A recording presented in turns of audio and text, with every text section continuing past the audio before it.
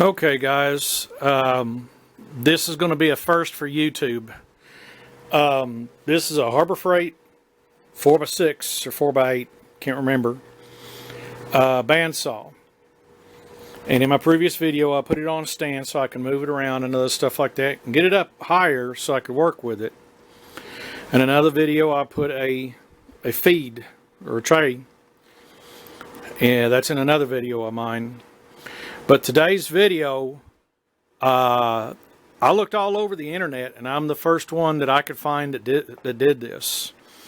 I bought a 1/4 inch wood blade for this metal cutting saw, and I have been cutting. I'm trying to cut mugs, and this is the original 1/2 inch metal blade.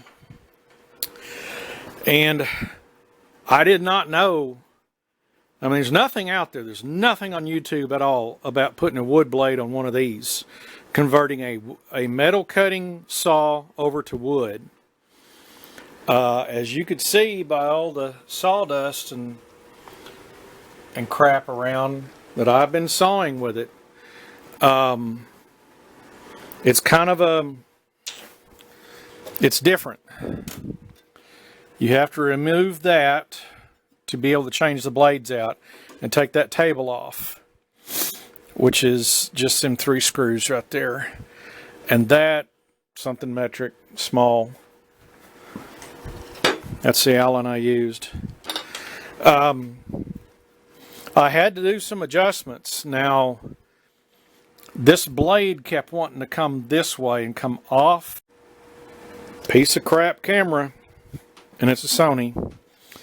Anyhow, what I was saying is that I did some adjustments to the roller in here, and the roller, the one on the back side, the one that goes against the blade, to get it back further.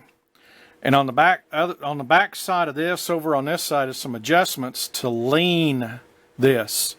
And I got the blade leaning against that little lip right up there, because it kept wanting to come this way. And so I did all that. I got this down as far as possible. I was told that you go for the sound of a G. If any of you play guitar, that's what I was told. Anyhow, I want to turn, do mugs and stuff like that. And this one doesn't turn real tight. And I cut a bunch of this stuff to practice with. And let me show you some of my practice stuff. These are the 2 I cut today. And apparently the pieces that I'm using are kind of small. And I admit, I'm new to this. I'm new to doing this, even though I went to wood class in high school.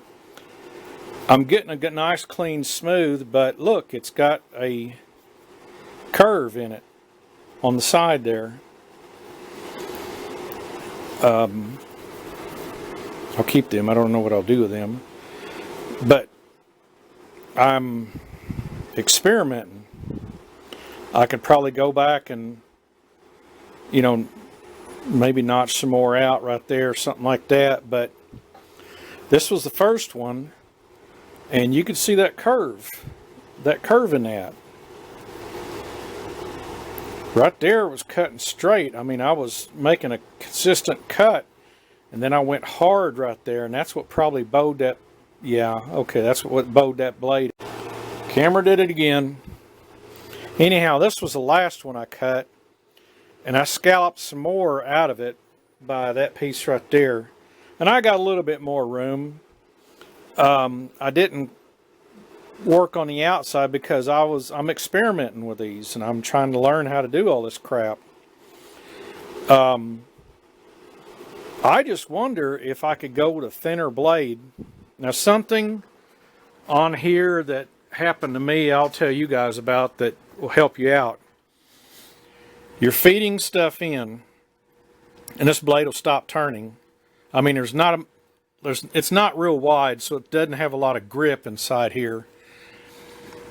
If it stops moving, just pull back and let it go back to turning. It'll go back to turning. What it is, you're feeding too. What I'm doing is feeding too fast, but it hasn't jumped off the rollers, which is good. Apparently, readjusting them has really helped out. But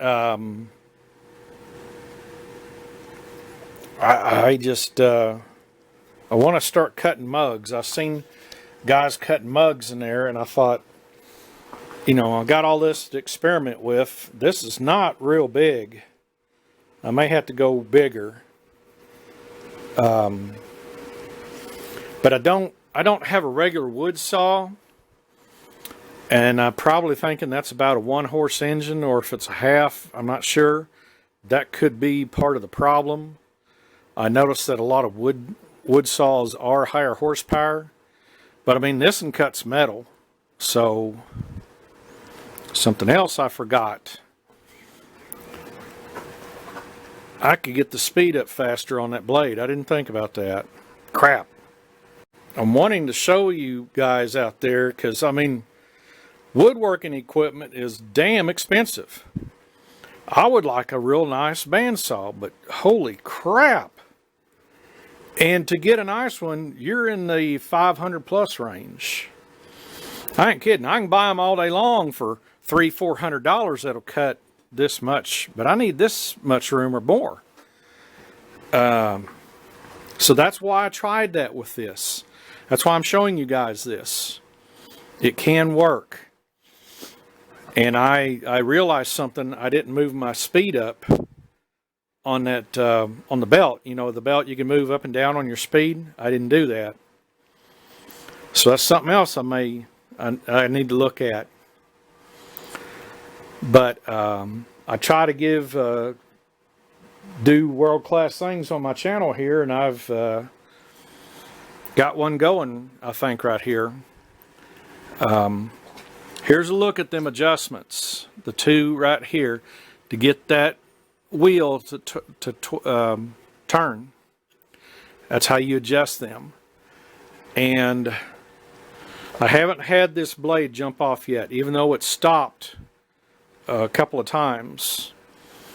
Another thing I'm doing is I'm wearing, I know you guys are going to go crazy over this, but I was scared and I wanted to cover my hands up, so I pulled out a set of welding gloves. Now I know a set of welding gloves, there's a lot of room right there, and I'm trying to protect myself. And you're saying, oh, that's going to grab you and pull you in. Well, it still gives me a layer of protection, because I don't know what else to do. But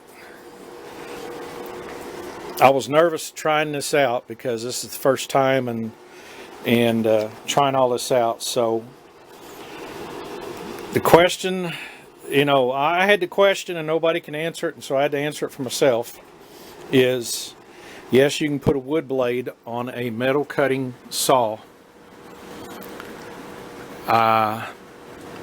It's maybe not as effective as the other ones, but hey, I'm giving it a try.